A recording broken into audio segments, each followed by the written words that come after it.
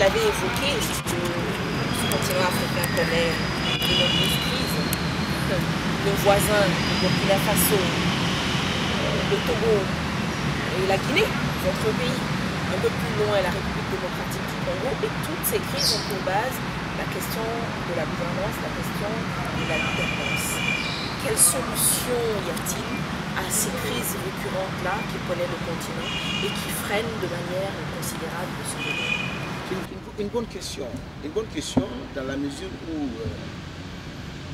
le découpage colonial, le tracé des frontières 1883 a créé une culture de conflictualité en Afrique. Donc,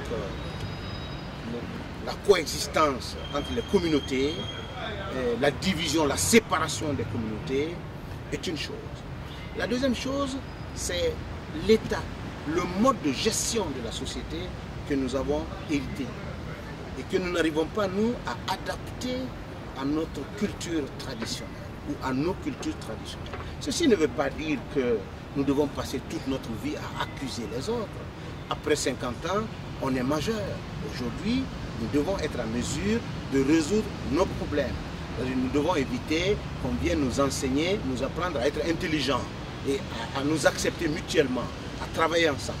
Et voilà un peu la philosophie dans laquelle je perçois ces questions de conflit reculent. La deuxième chose, c'est que aucun État africain ne se développera seul. Aucun État africain ne s'en sortira individuellement. Et c'est pourquoi j'encourage le panafricanisme sous-régional. Il faut une culture de solidarité. Les États-Unis sont 300 et quelques millions d'habitants. L'Afrique de l'Ouest aussi, c'est 300 et quelques millions d'habitants.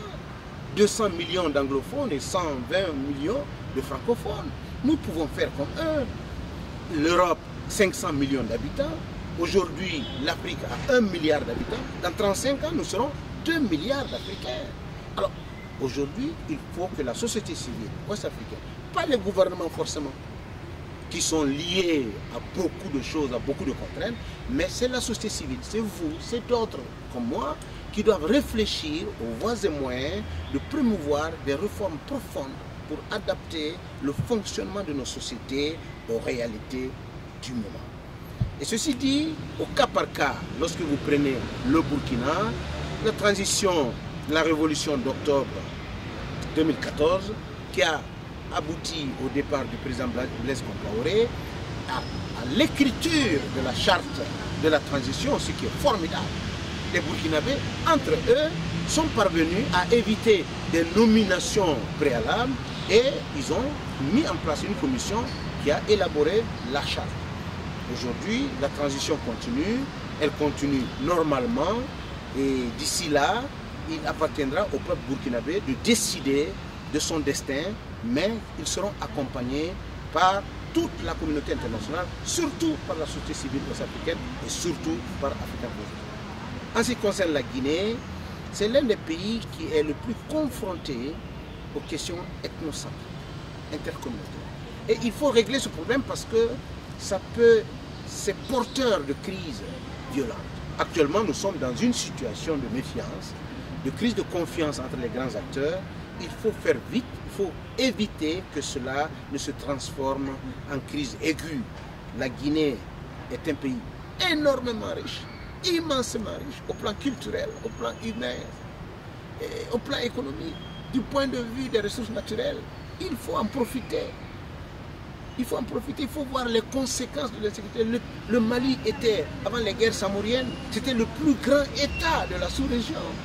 Mais après les guerres, l'administration coloniale a pensé qu'il faut réduire ce pays parce qu'il y avait des velléités de guerre dans ce pays-là.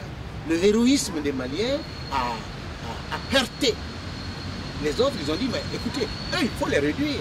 On continue à les réduire d'une manière ou d'une autre. Il ne faut pas qu'à côté de cela, les autres pays soient de plus en plus fragilisés. C'est l'appel à la conscience africaine et panafricaine qui va nous aider, ma foi, avec l'appui et l'accompagnement extérieur, mais pas l'inverse. C'est-à-dire qu'il ne faut pas qu'on attende des solutions qui viendraient de l'extérieur.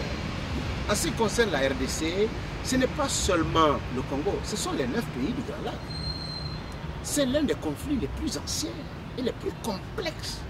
C'est pourquoi l'étude des conflits, l'étude de la prévention des conflits doit commencer depuis les écoles primaires en Afrique, l'éducation civique. Parce que nous sommes dans une société menacée.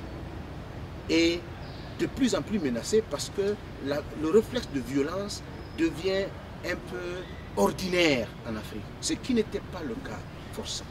Il faut chercher les causes, il faut chercher aussi les solutions.